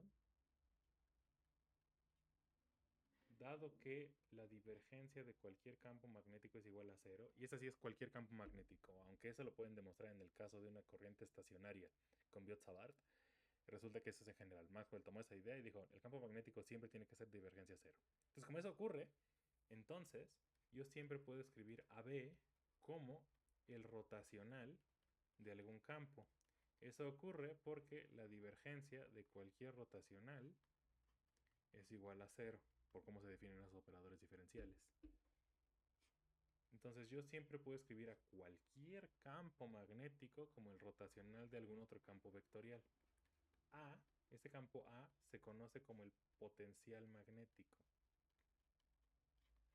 Vean que el potencial magnético es un vector. El potencial eléctrico es un número, es una función real, de reales en los reales, de R3 a los reales. No el potencial magnético. El potencial magnético es un vector. Tiene tres componentes igual que B. En ese sentido, por eso no se ve típicamente en cursos de Electro 1, porque a diferencia del campo, el potencial eléctrico es muy útil en términos de cuentas, porque en vez de calcular un vector que es E, calculamos un escalar que es B, y después derivamos ese vector, ese escalar B para calcular el vector E. En el caso de B no está esa simplicidad. Aunque calculemos A, eso sigue siendo un vector, y luego hay que derivar ese vector con el rotacional, que tampoco es una derivada súper simple, para conseguir B. Entonces, no es tan práctico el potencial magnético. Por eso muchas veces no se menciona. Sin embargo, la relevancia, iba a decir teórica, pero creo que es mala idea usar esa palabra. La relevancia fundamental física del potencial magnético es muchísimo, muchísimo más grande. Es súper, súper importante. Es por entender qué significa potencial eléctrico y potencial magnético que hoy sabemos que las interacciones subnucleares, la interacción fuerte que hace que los núcleos sean estables, es la cromodinámica cuántica. De no ser por haber entendido potenciales, no tendríamos eso. No tendríamos cromodinámica cuántica y no sabríamos entender cómo funcionan los quarks y los gluones. Y no entenderíamos mucho de las partículas elementales. De no ser por eso. De no ser porque entendimos este cachivache. Entonces, lo van a estudiar un poco más en electro, lo habrán mencionado, yo lo menciono en relatividad, a lo mejor en cuántica también se menciona un par de veces. Pero es súper, súper, súper, súper importante, fundamentalmente. No nada más es igual que B, no nada más es un artificio matemático para simplificar las cuentas. Bien, y con eso acabamos con magnetostática. Preguntas hasta acá.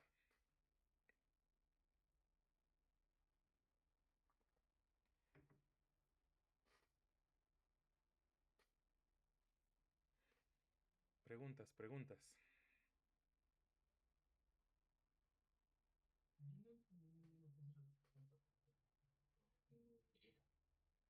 El potencial magnético es igual que el potencial eléctrico. Eh, es que depende cómo lo estés pensando, cómo haya sentido potencial eléctrico. Si quieres, déjame primero entonces devolverte la pregunta. ¿Qué entiendes por potencial eléctrico?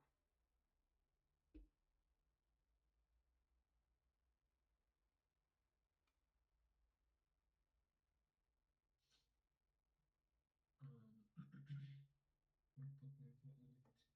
Ajá.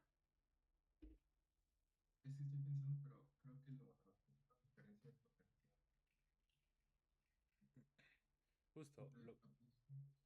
O sea, el potencial eléctrico es un poco más fácil pescarlo porque lo relacionas directamente con el voltaje que miden los aparatos. Y en efecto es eso. O sea, dado, es una cantidad, el eléctrico tal que si es diferente aquí y acá, entonces entre aquí y acá se genera un campo eléctrico, dado por el gradiente, la diferencia de sus potenciales. Con el campo magnético es parecido, solamente que no es una medición no es una medición directa, como en el caso del voltaje. En el caso del campo, el campo magnético, y de hecho, fíjate que para medir potencial no es que tú midas físicamente ese potencial, lo que mides es el efecto de dada esa diferencia de potencial, cómo se mueven las cargas ahí en medio. Entonces, más bien, estás midiendo el campo eléctrico, porque estás midiendo cómo ese campo eléctrico movió las cargas de acá para acá. No mides realmente el potencial, aunque ese es el número que asignamos con nuestros aparatos. Eh, en ese sentido, si no estás midiendo nunca directamente el potencial, estás midiendo diferencias de potencial, es decir, estás midiendo el campo eléctrico, argumentaría que en esos términos el campo eléctrico, el potencial eléctrico, pues también es una cantidad muy extraña. Un poco por acá lo mismo. En este caso, si pudieras tú medir algo, lo que medirías es el campo magnético. Medirías cómo es que ese campo magnético atrae partículas. Entonces, dado eso, pues tampoco estarías midiendo A. Y como aquí la relación no es directamente un gradiente de dos números, no es una diferencia de dos números, sino es el rotacional de un vector, pues es todavía mucho más raro, es de, pues, ¿y eso para dónde apunta? ¿Esto qué significa? Eh, por eso es que típicamente se omite, les digo, la explicación de este objeto en cursos introductorios de electro, porque es difícil darle una sensación física a ese objeto tan directa y tan geométrica. Pero resulta que eso es súper importante esto para partículas elementales. Ese es el objeto, el potencial resulta ser el objeto el objeto fundamental, en el sentido de que es gracias a las propiedades que tiene ese potencial, propiedades de transformación, que podemos definir las interacciones fundamentales. Entonces, de momento, solo tengan en mente que es una manera alternativa de resolver las ecuaciones de Maxwell. Llévense eso, calcular campos magnéticos si quieren, llévense eso ahorita. Solo tengan en mente que eventualmente es más que eso. Eventualmente se descubre que hay mucho más detrás físicamente de este objeto. Igual que hay manera de definir de ver que el potencial eléctrico cumple la ecuación de Poisson, resulta que el potencial magnético, cada una de sus componentes, también cumplen la ecuación de Poisson. Eso se puede demostrar haciendo ciertas cositas técnicas en medio, que en las que no me quiero meter ahorita porque no es parte del objetivo, ver transformaciones de norma. Pero eso también se hace después. Este lo van a ver más detalle en Electro 2. Eh, Quizá nada más para así dejarles un poco de feeling físico, que tampoco dio mucho tiempo de que lo viéramos. ¿Se acuerdan cuando vimos propiedades magnéticas de los materiales hablábamos de magnetización? Resulta que, eso si se acuerdan, lo definíamos en términos de como densidad de momentos dipolares. Esa expansión de momentos dipolares magnéticos se hace no en términos de B, sino se hace en términos del potencial A. Entonces, si quieren verlo así, ayuda a la definición de momento dipolar magnético, que es lo que ayuda a definir lo que es la magnetización de los materiales, por ejemplo. Eh, lo que me recuerda entonces, como un comentario rápido, todo este resumen que hemos hecho hasta ahorita habrán notado que fue en el vacío, en ningún momento me metí con medios materiales. Eso es a propósito, porque vamos a estudiar ahorita nada más las ecuaciones de Maxwell en el vacío. Ya después si quieren resumimos qué pasa en medios materiales, pero esto es puro vacío. Bien, entonces, de nuevo, más preguntas. Espero que haya quedado un poquito más claro la idea del potencial magnético. O bueno, supongo que es igual de útil que ya los haya confundido un poco más respecto a lo que es el potencial eléctrico.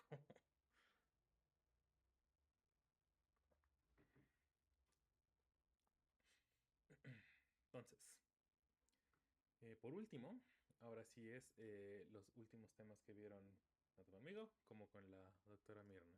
Nos falta una ecuación más. Para estudiar esa ecuación más, quiero recordarles lo que significaba la fuerza electromotriz. ¿Se acuerdan? Este concepto es súper útil cuando uno está estudiando circuitos eléctricos. Uno habla en términos de la fuerza electromotriz que genera la FEM, que genera una corriente en un circuito. La idea es que si una fuerza por unidad de carga, unidad de carga, esta cosa bien, unidad de carga, F genera una corriente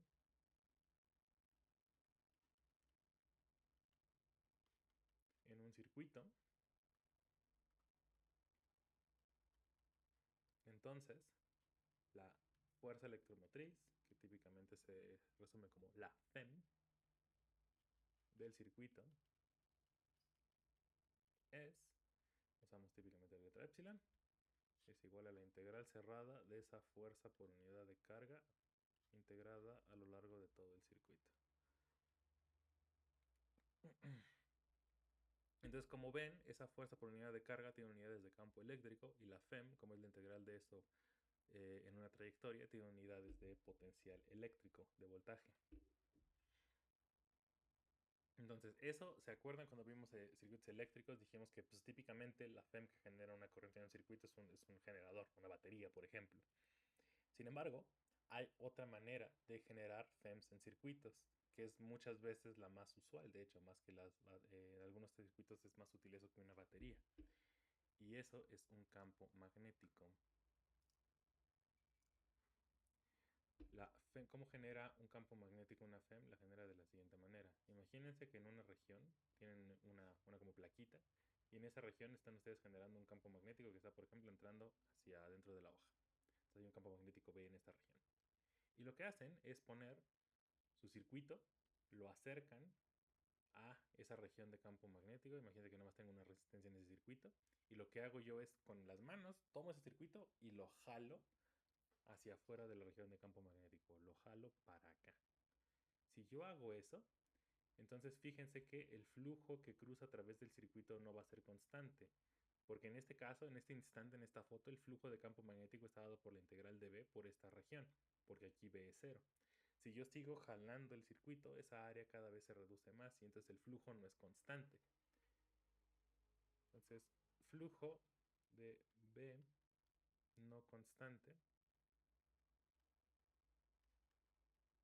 si B es distinta de 0. Entonces, vean lo que está ocurriendo. Está el campo magnético y yo tengo mi conductor en el circuito. Yo lo que hago es mover el circuito con velocidad v. Entonces, ¿qué es lo que está pasando? El campo magnético está interactuando con partículas, los electrones libres de mi conductor, y esos electrones libres, como yo estoy jalando el circuito, los electrones libres están moviéndose con velocidad v. En consecuencia, la fuerza que está actuando sobre los electrones ahí es la fuerza de Lorentz. Esa F es igual a Q por B cruz B.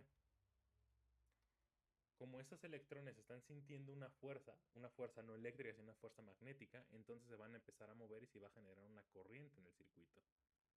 Se genera una corriente I. Esa FEM resulta estar dada, que tiene que ver con la integral de esta fuerza. Si hacen la cuenta, podrán demostrar que esa FEM está dada por menos la derivada de phi respecto al tiempo, donde phi es el flujo de B a través del área que encierra el circuito. Es decir, phi es igual a la integral de B respecto al área en el área del circuito. Entonces, como el área es la que, en este dibujo, como el área está cambiando con el tiempo, el resultado de esta integral está cambiando porque la región de integración cambia. En consecuencia, cuando yo derivo respecto al tiempo esta integral, me va a dar algo diferente de 0. Ese diferente de 0 resulta estar relacionado directamente con la FEM, con la fuerza electromotriz asociada a la corriente generada. Resumen, más allá de las ecuaciones. Tengo yo un circuito, no le pego ninguna pila, y lo único que hago es mover ese circuito respecto a un campo magnético, entonces se va a generar una corriente en el circuito, a pesar de que no hay ninguna pila. ¿Por qué? Porque las cargas en el circuito sienten la fuerza magnética. Y es el resumen. Y a esto, por cierto, se le llama FEM por movimiento.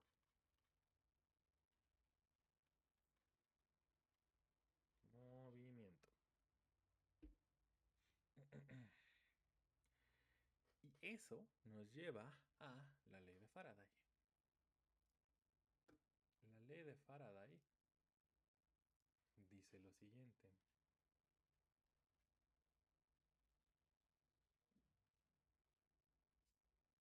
Entonces, dado ese hecho que les acabo de describir de la FEM por movimiento, es un hecho experimental. Pueden hacer el experimento y verán que se genera la corriente. De hecho, hay dos maneras alternativas de lograr ese mismo resultado. Por un lado está el que les acabo de dibujar hace ratito, que está la región de campo magnético, que ahí ve, y lo que yo hago es jalar el circuito para afuera, entonces se va a generar una corriente eléctrica. Alternativamente, esta es la situación A, fíjense que yo lo que puedo hacer es al revés. Tengo B, tengo yo un circuito aquí, y lo que yo hago es, en vez de jalar el circuito, jalo la placa esta donde estoy generando mi campo magnético. Yo jalo esto para acá. Y en ese caso se va a generar exactamente la misma corriente. ¿Por qué? Porque de la misma forma... Fíjense que este es el reflejo de cada una de estas imágenes, es como el reflejo de la otra, depende del sistema de referencia en el que están. ¿A qué me refiero con esto? En la A están en el sistema de referencia en el cual la placa magnética está fija y están moviendo el circuito. Entonces las cargas se mueven con velocidad v respecto al campo magnético y sienten fuerza magnética. Aquí en B es al revés. Están moviendo la región de campo magnético respecto al circuito. Pero de forma neta hay una velocidad relativa entre las cargas y el campo magnético. Por eso ambos generan la misma FEM, se genera el mismo flujo. Entonces en ambos casos la FEM es la misma.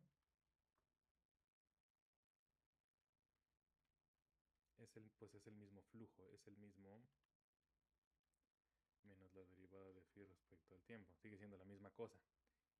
Sin embargo, Faraday mostró algo más impresionante. Faraday dijo, ok, ¿y entonces qué tal si hago esto?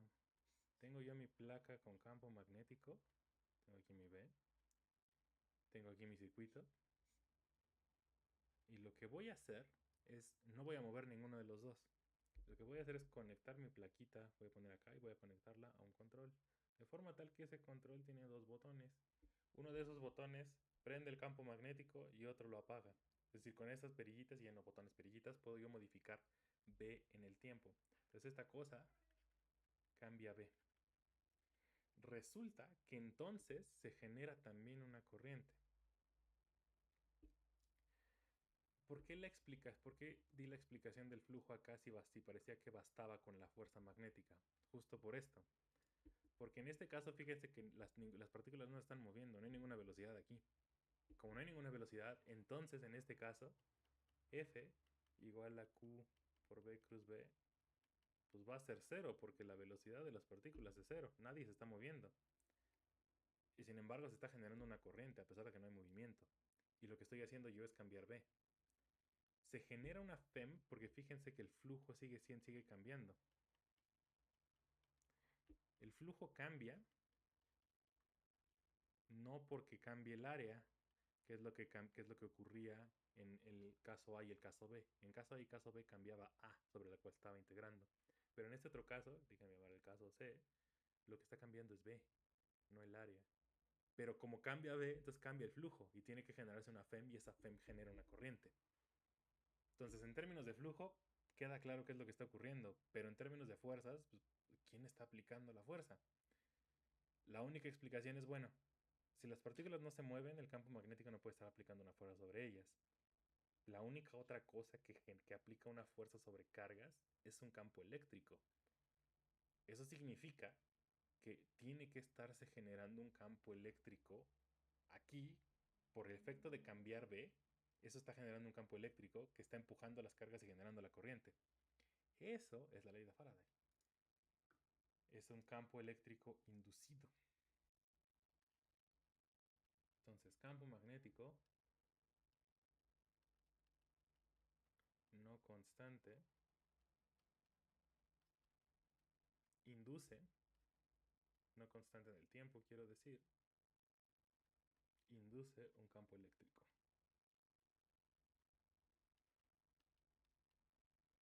En palabras, eso dice la ley de Faraday. En ecuaciones, resulta que esa FEM es igual a el campo eléctrico integrado sobre el circuito, es decir, es la fuerza por unidad de carga integrada en el circuito. Yo sé que el flujo de líneas de campo magnético es B integrada sobre el área, y yo sé, de acuerdo a la ley de flujo, que la FEM tiene que estar dada por menos la derivada del flujo respecto al tiempo. Junten esas tres ecuaciones y lo que van a llegar es que la integral cerrada del campo eléctrico inducido por el campo magnético sobre todo el circuito es igual a menos la derivada respecto al tiempo de la integral del campo magnético en el área, es decir, por el flujo. Esto que está aquí es lo que se conoce como la ley de Faraday en su forma integral.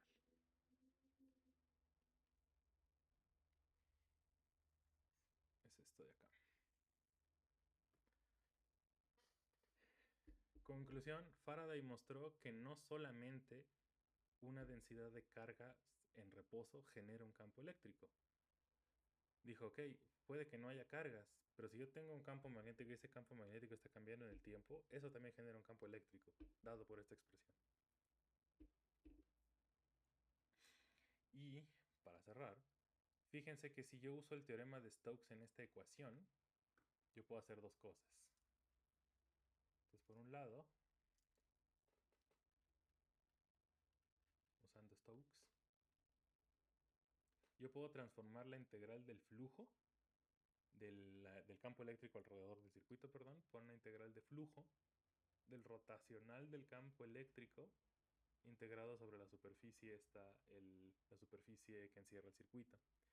Y eso, según dije, es igual a menos la derivada respecto al tiempo del flujo de B.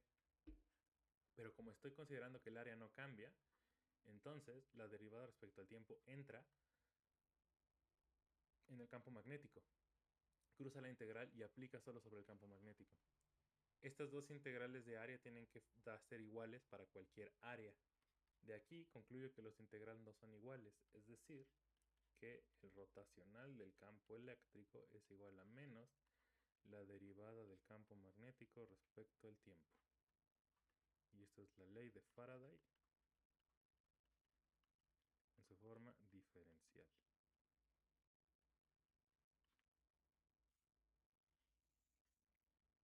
De ahí se ve por qué los campos electrostáticos tienen que satisfacer rotacional de I igual a 0.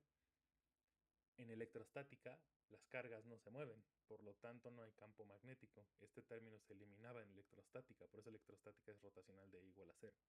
En general, vemos ahora que tiene que haber un término que tiene que ver con el campo magnético. Ok, entonces.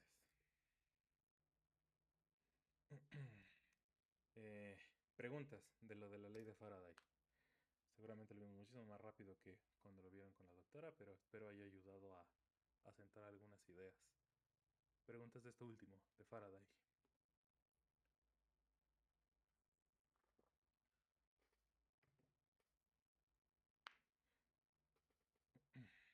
Preguntas, preguntas.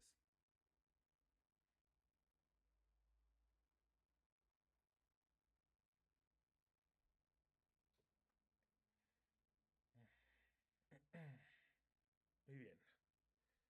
Pues con eso terminamos el resumen y tenemos ahora sí todas las herramientas para escribir las ecuaciones de Maxwell, que es lo que quiero que hagamos la siguiente sesión, la sesión del jueves. Desde el jueves vamos a recolectar todas las ecuaciones de todo esto que resumimos, las vamos a escribir y vamos a ver físicamente qué cosa podemos leer de hacer todo ese resumen, de juntar todas las leyes del electromagnetismo y ver a dónde llegamos. Eso vamos a ver el jueves. Entonces, ninguna pregunta de la clase de hoy, ahora sí en general. De la clase de hoy, de alguna otra pregunta de la tarea. ¿Ninguna pregunta? ¿Todo bien?